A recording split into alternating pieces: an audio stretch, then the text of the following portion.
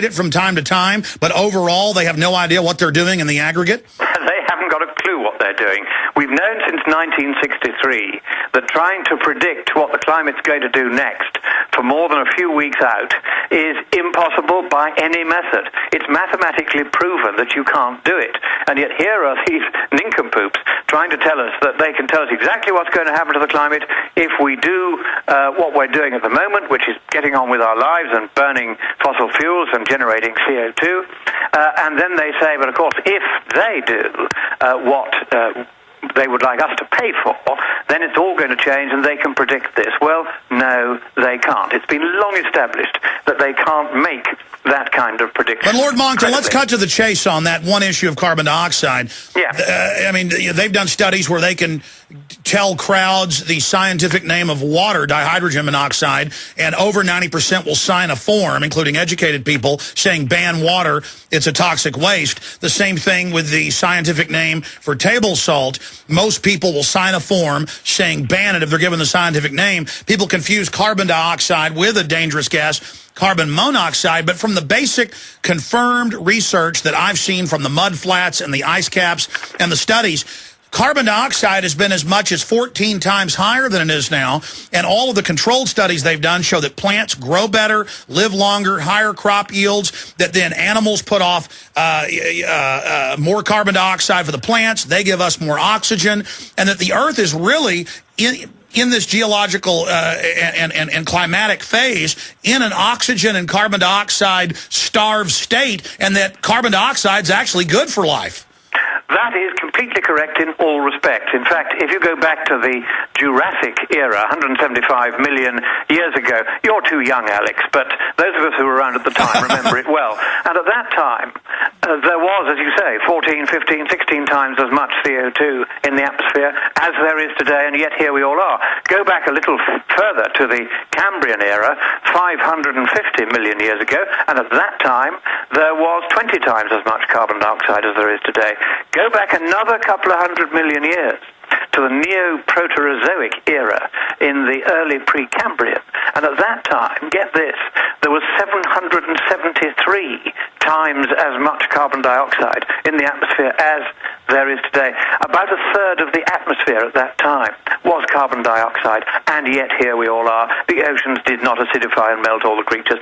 All of this bedwetting about how the world is going to come to an end because we have changed over the last 260 years the atmospheric composition by 0.01%. And that's the entire change that we've made by adding carbon dioxide to it. We've added the equivalent of 0.01% of the atmosphere in the form of carbon dioxide. This is simply not enough to cause a major change in the Earth's temperature. And the big question in climate science is how much of a change can this very, very small increase in carbon dioxide concentration actually cause. And all the researchers, like those ones at the conference in Eritrea of the World Federation of Scientists, who do this by measurement and observation, conclude that if you double the CO2 concentration, then you get an increase in temperature of around 2 Fahrenheit. Perfectly harmless, generally beneficial. And the other thing is, as you rightly said, CO2 increases crop yields. In fact, if we doubled the CO2 compared with today, the yields of most staple crops would increase by up to 40%. And they will be able to grow crops in areas that are now too dry. The fact is that, as Professor Will Happer of Princeton University said in testimony in front of Congress just a few months ago, we are starved of CO2 at the moment. Plants would like to get a whole lot more of it if they could. And one of the things we can observe from space with satellites is that the net primary productivity of plants, which is very much a function of their ability to photosynthesize, and of course CO2 is an essential ingredient in photosynthesis, net primary primary productivity of plants is already visibly rising. This is a very good thing. That is the most direct way of greening the earth.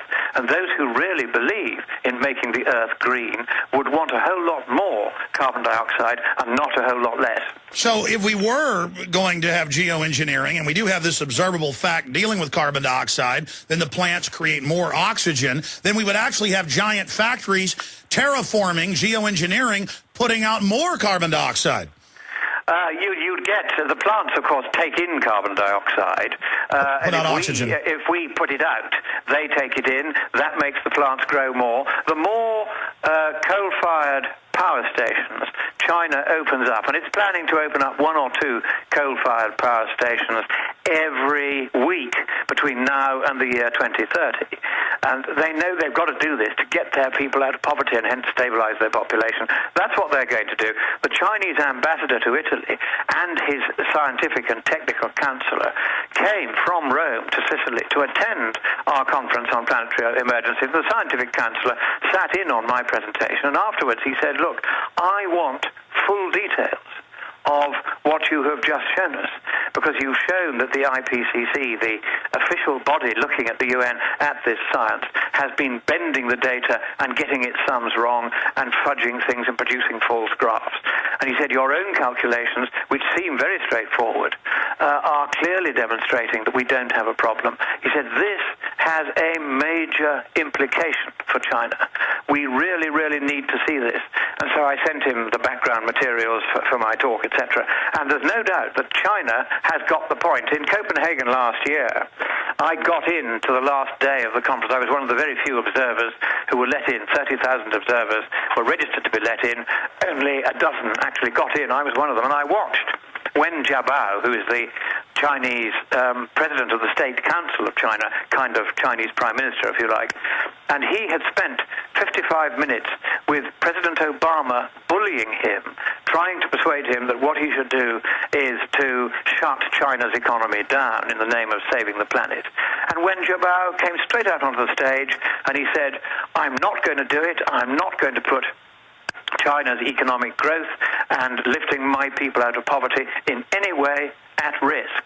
If you in the West want to put your economies at risk, send your business to us so that we do your manufactures. We'll happily take the business on. But don't tell us we can't do it, what you've already done.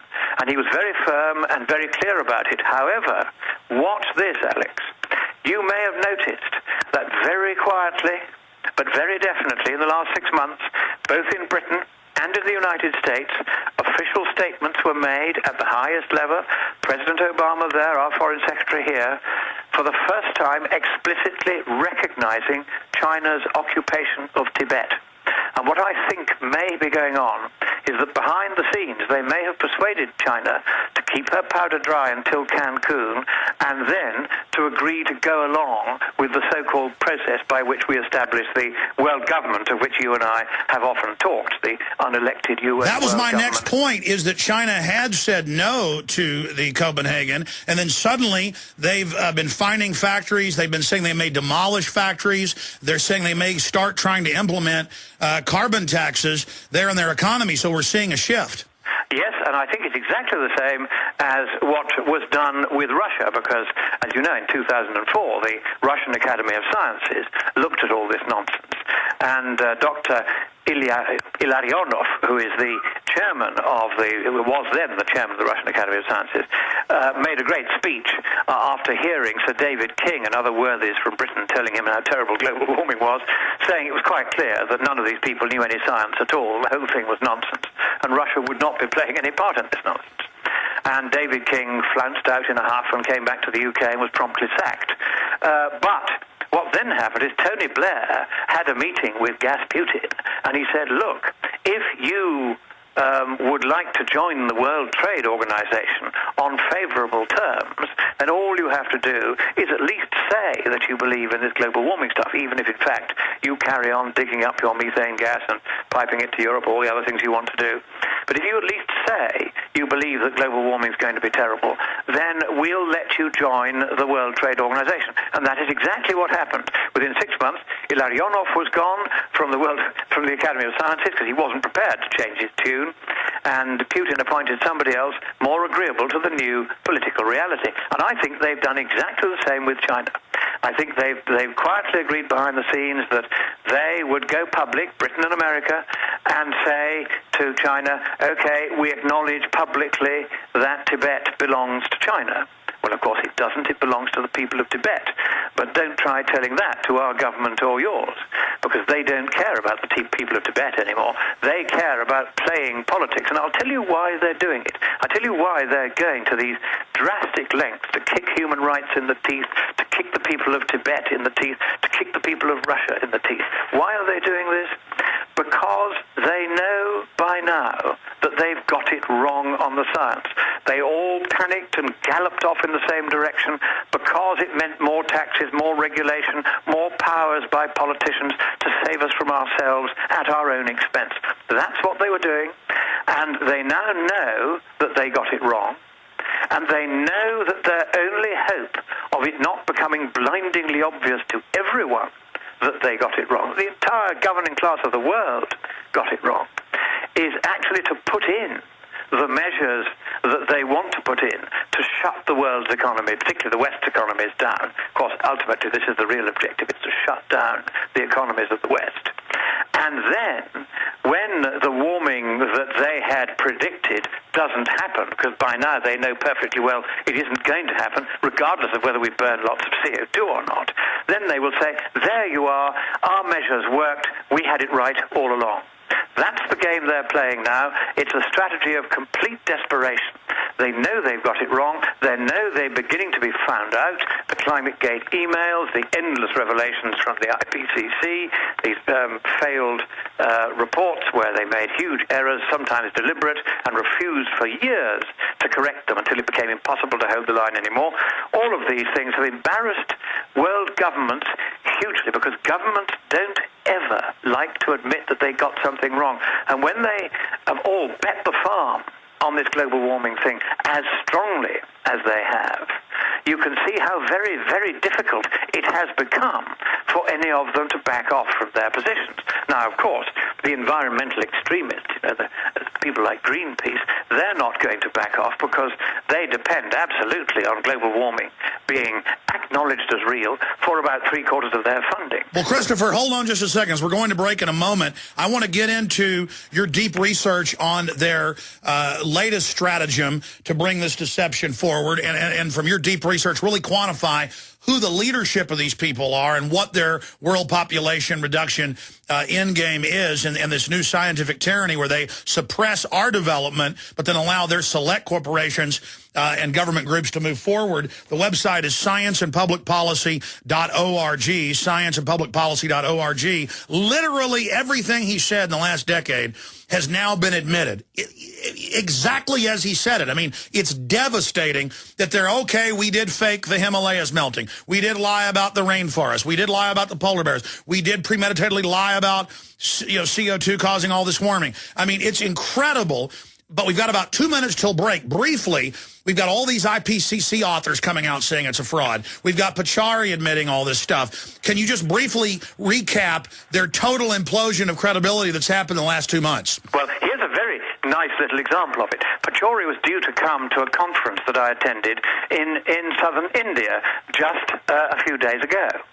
And I was speaking at the conference, as was Professor Fred Singer. And when Pachauri heard that we were going to be there, as well as the usual suspects saying it was all going to be terrible, he refused to come because he knows that as a railroad engineer, he is totally incapable of maintaining an argument on climate. He knows he just doesn't know enough about it. But the other thing was that his so-called bogus charity, TERI, which operates out of India and also has a subdivision in London, that had agreed to put 1 million rupees of funding into the conference, organized as it was by a religious foundation. 3 days before the conference began, TERI pulled out its funding on Pachauri's instructions, saying that they were unhappy that skeptics such as Singer and Monckton were being allowed to have their say at this conference. Now, that is going to get them in trouble with the charity commissions not only in India, but also in London, where they have already been caught out filing making bogus accounts for 3 years, grossly underdeclaring their Well, Lord income. Monckton, isn't that a form of bribery to tell conferences we won't give you the money if you have people critical of us at the event? It is entirely against the charity law, as well as being a form of bribery, and Pachori ought to go to jail for it. But of course, these people, as they know now, they're untouchable. All right, stay there. Lord Monckton's our guest. We got to go to break, sir. We'll be right back. More key info straight ahead. We're on the march. The empire's on.